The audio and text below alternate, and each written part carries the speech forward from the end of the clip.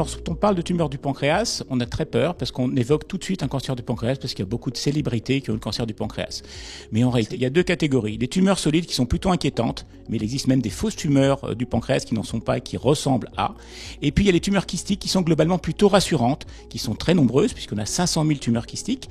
Et dans ces cas-là, il faut plutôt rassurer le patient en disant c'est une petite poche d'eau, allez voir le spécialiste, faire des examens supplémentaires, peut-être qu'il y aura un suivi à faire, ou peut-être qu'il n'y aura pas plus de suivi à faire. En sachant que la surveillance dépend de l'âge.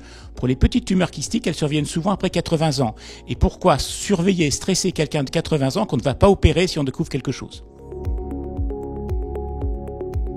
Le pronostic peut être bon à très bon, c'est-à-dire le pronostic de tumeur kystique est très bon, et même lorsqu'il y a des cancers du pancréas, bien sûr le pronostic de l'adénocarcinome du pancréas est mauvais, mais quand on regarde les pronostics de métastases du rein au niveau du pancréas, ils ont des survies à 5 ans ou à 10 ans excellentes.